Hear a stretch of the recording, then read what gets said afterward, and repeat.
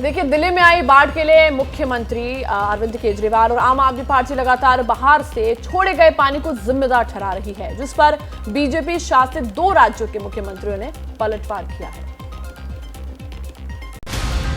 जिस दिन से यमुना का जलस्तर बढ़ने से दिल्ली में बाढ़ की नौबत आई है, तब से लगातार दिल्ली के मुख्यमंत्री अरविंद केजरीवाल इसके लिए हिमाचल और हरियाणा से आने वाले पानी को जिम्मेदार ठहरा रहे हैं, जिस पर असम के मुख्यमंत्री हेमंत बिस्वा शर्मा ने केजरीवाल को शिकायत करने के बजाय समाधान ढूंढने की नसीहत दी है। So I think this is the first time Delhi is witnessing such a massive flood. So blaming some other state government doesn't solve the problem. It is your problem and you have to resolve it by yourself.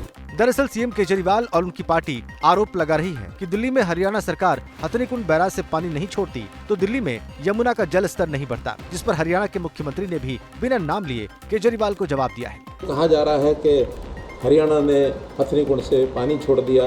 मुझे लगता है कि एक अनपढ़ और गंवार व्यक्ति का जो ज्ञान होता है, अगर उसमें कोई पीएचडी चालू कर दी जाए ना, तो उनको जरूर पीएचडी मिल जाए। दिल्ली में यमुना का जलस्तर बढ़ने से आधी दिल्ली के कई इलाकों में पानी भर गया था, जिसे निकालने की लगातार कोशिशें जारी हैं। तो देखा आपने, एक तरफ बाढ़ पर राजनीति हो रही है तो दूसरी तरफ बाढ़ की मुसीबतों के बीच दिल्ली में आज भी बारिश के आसार हैं। भले ही यमुना का वाटर लेवल कम हो रहा हो, लेकिन अगर आज तेज बारिश होती है तो दिल्ली वालों की परेशानियों में इजाफा होना तय। दिल्ली में बारिश की ये तस्वीरें भले ही 9 जुलाई की हों, लेकिन ऐसी बारिश दिल्ली को फिर से तर कर सकती है। राजधानी दिल्ली में आज दोपहर के बाद मध्यम दर्जे की बारिश की संभावना है। दिल्ली में 18 जुलाई तक मौसम विभाग की तरफ से येलो अलर्ट जारी किया गया है।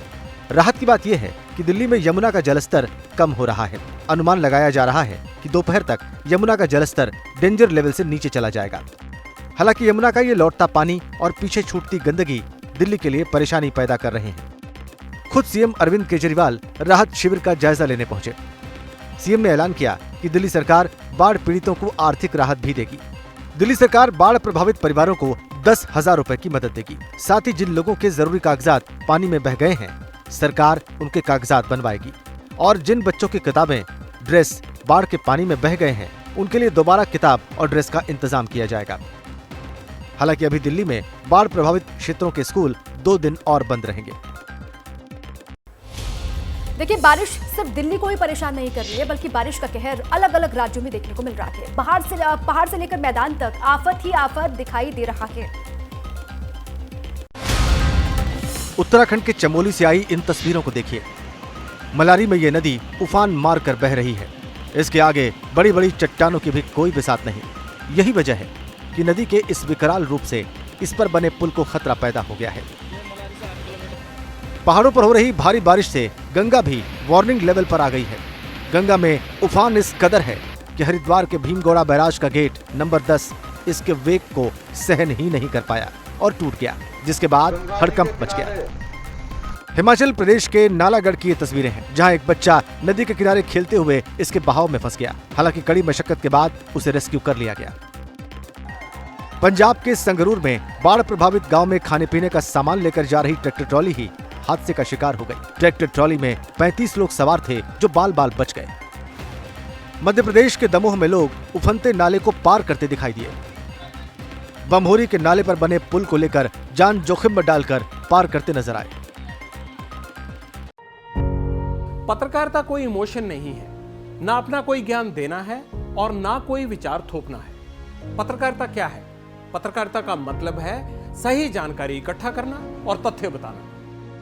पत्रकारिता आज जितने महत्वपूर्ण दौर में है, शायद पहले नहीं थी। इस दौर से निकलने के लिए सिर्फ सच दिखाने की जरूरत है, वो सच जो आपके हित को आगे रखे। इसलिए अब रात 9 बजे प्राइम टाइम नहीं होगा, ये आपका टाइम है। जगविंदर पटियाल के साथ देखिए पब्लिक इंटरेस्ट 17 जुलाई से सोमवार से शुक्रवार रात 9 बजे सिर्फ एबीपी न्यूज पर।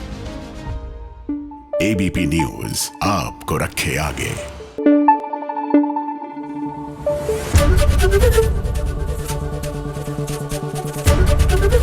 एबीपी न्यूज आपको रखे आगे।